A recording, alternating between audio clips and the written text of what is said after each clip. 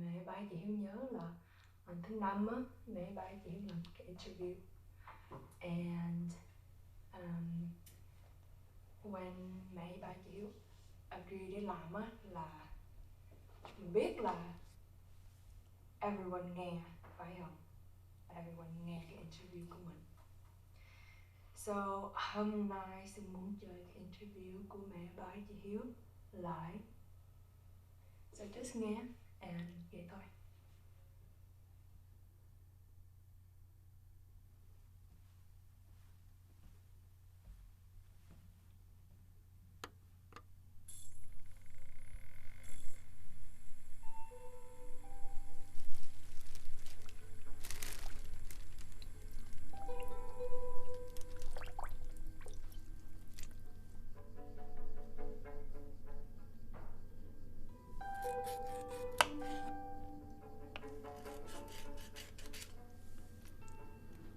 Mẹ ready?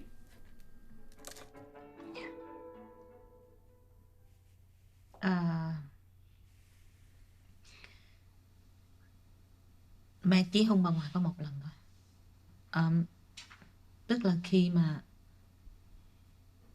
bà ngoại bệnh á, thì cái người hàng xóm á, phone mẹ chạy vô, lúc đó là mấy giờ sáng, mẹ nghĩ là 4-5 giờ sáng gì đó. Thì mẹ vô thì mẹ thấy bà ngoại ngồi đó, bà ngoại khóc.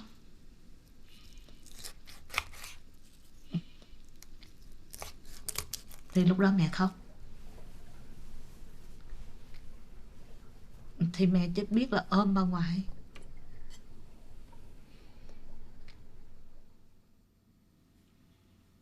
Mẹ không buồn ấy. Dạ. Mẹ ôm bà ngoại, mẹ hôn bà ngoại. Chỉ có một lần thôi, cho tới khi mà bà ngoại chết.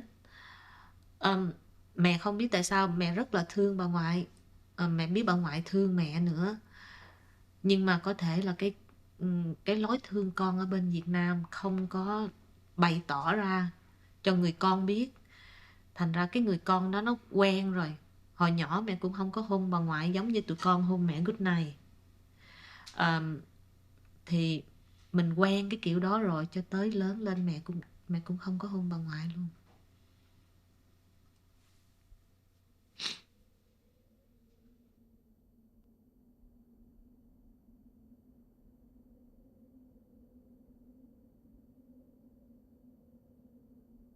I guess I just don't remember it too much because I was pretty young too. But I just know mom and dad weren't home that often because they would always go to work, and then I would just hang out with grandma and grandpa. Especially that was before I got to go to school.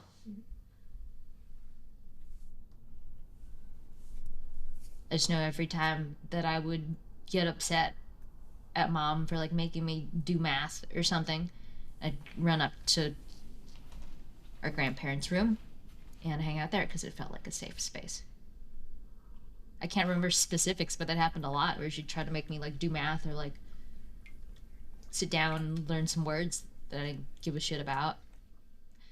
And then I would just run up to grandma's room and like, I don't know, like huddle in her bed and they're like watching the Titanic or something inappropriate that I shouldn't have been watching. And that's how I learned how sex happened.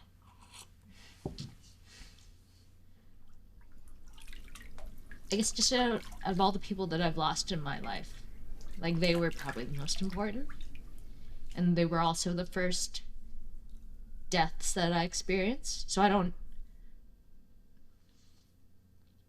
that's always something that changes someone. I don't know if it's specifically them, but then it's also like first time you experience loss in your life. And it just happened to be some very important people. But I guess I just remember there's certain nights where I just think about grandma and then I would just cry about it still, like years later.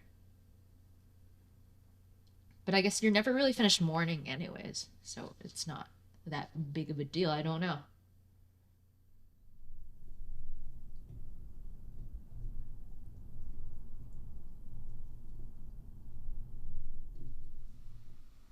And sáng đó, sáng 3 giờ đi ta.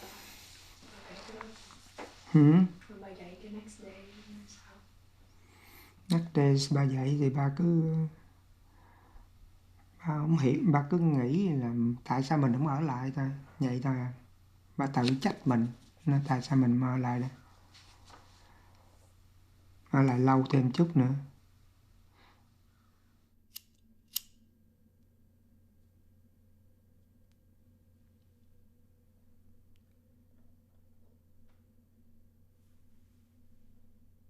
Thì bữa đó là ba khoảng chừng 7 giờ cái mẹ phone cho ba. Mẹ phone nói là chú Thạch không có bình thường. Thì ba mới chạy ra, ba thấy chú Thạch đi bộ đó. Ba kêu chú Thạch leo lên. Chú Thạch không chịu leo, nhưng mà ba nói một hồi chú Thạch leo lên. Thì khi mà ba trở về chỗ building chú Thạch ở đó là như cũng tối lắm rồi. Ba không biết mấy giờ nhưng mà tối rồi. Nhưng mà ba không hiểu làm sao, làm như là tự nhiên ba muốn đi về. Cái bà lại ba nói chú Thạch mà ba rất muốn là đi về, mà ba không hiểu làm sao. Lúc đó ba nói chú Thạch ok bây giờ mày ở đây. Thì lúc mà trước khi ba về ba check hết rồi, nhưng mà cái cửa balcony ba khóa lại. Mày ở đây còn 15 phút nữa là thằng Khoánh nó về. Nhưng mà ba có điện cho con Khoánh nó nói em trên đường về. Ba mới đi về, ba vừa về nhà xong ba tắm thì Khoánh phone khóc quá trời, nói là anh Thạch nhảy lầu chết rồi.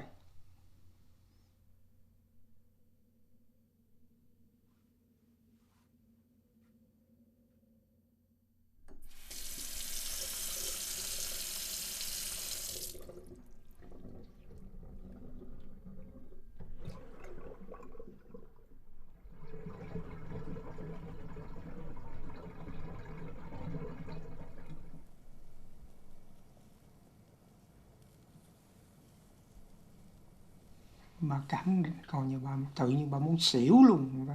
Chứ chừng bà muốn đi không nổi, bà khóc quá trời, khóc ngon lành luôn, khóc quá trời luôn. Bây giờ nhiều lúc bà nghĩ nếu mà ba stay 15 minutes more, ba nghĩ chứ Thạch không có mất.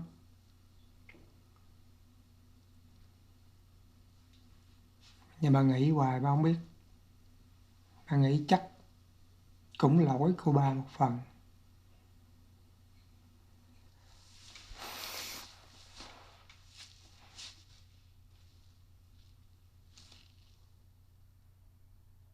I think that mom and dad feel like they were more involved in your life than they actually were.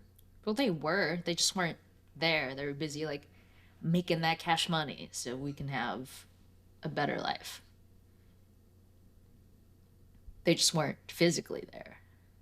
But I knew they were out, like, working hard and shit. But I guess for a while I was upset that they weren't trying hard enough or something. But I don't know, everyone's doing their best. And I also need to try, and we need to meet at some middle ground. I can't just expect other people to do the work in a relationship.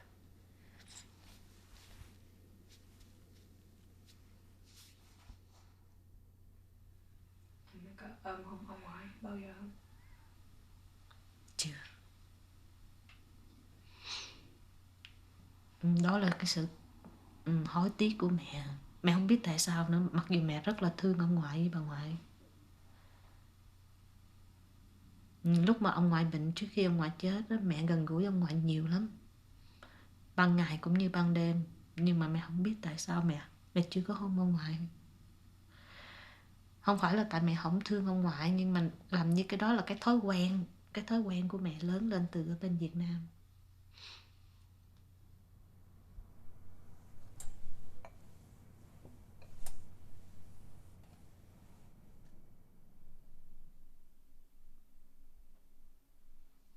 Ba đã feel guilty rồi, ba chỉ nói chuyện với Xuân thôi.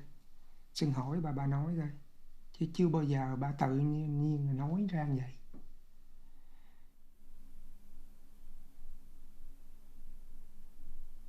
Không, mẹ không có nói ai hết. Bây giờ mẹ có muốn hôn cũng không có được, tại vì ông ngoại bà ngoại không có còn nữa. Thì lúc đó mẹ rất là tiếc.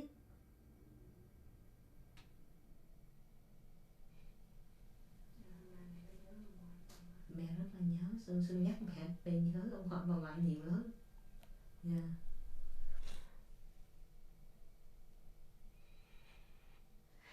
Do you think they know how much their death affected you? Probably not. Because they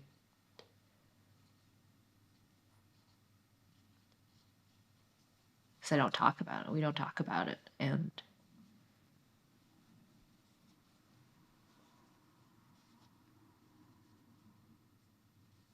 it was so long ago. Guilty forever luôn. Tới bây giờ bà vẫn còn feel guilty.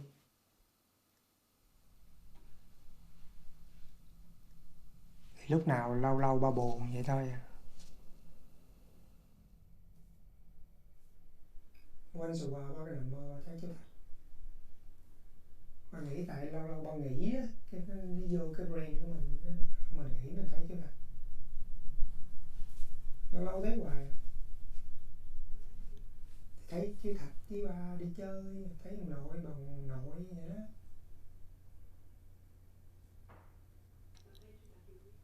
Yeah, bà thấy chú Thạch vui. Bà thấy chú Thạch không nghĩ là chú Thạch chết.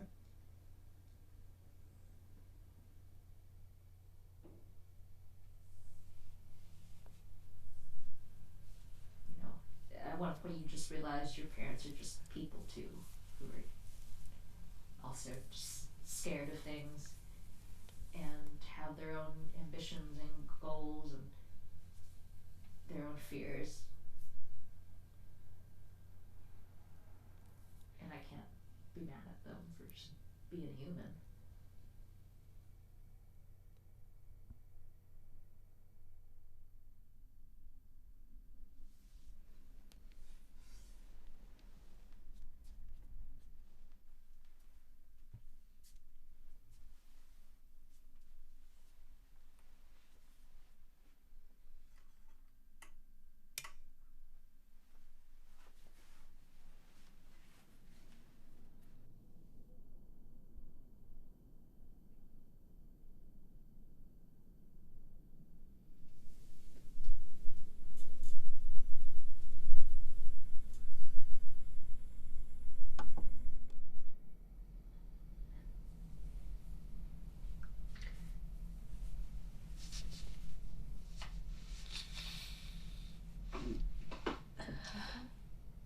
Are you not going to give us any tissues? Because I have so much snot on my arm. And it's disgusting. Oh, down here they have it over there, Michelle. Yeah. I knocked the microphone over. Is that okay? When I was hugging my mother. Thank you. Here you go. And we need the whole box. Alright. Why you let everybody cry about it? Because it's a bad prank show.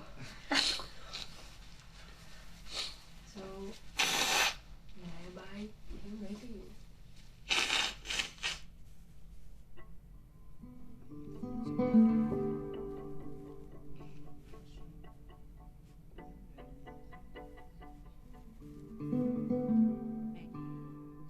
Ở trong gia đình.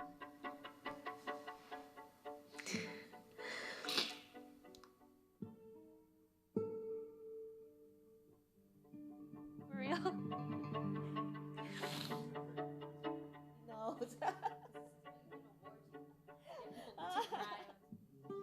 Yeah.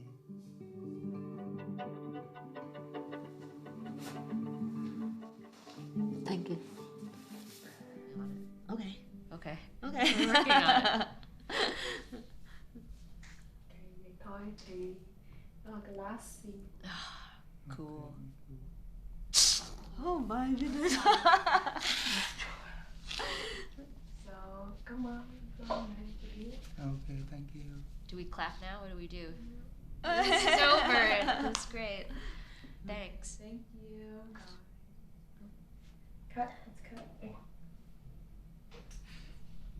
I don't know if you guys understand whatever we're talking about. We understand you.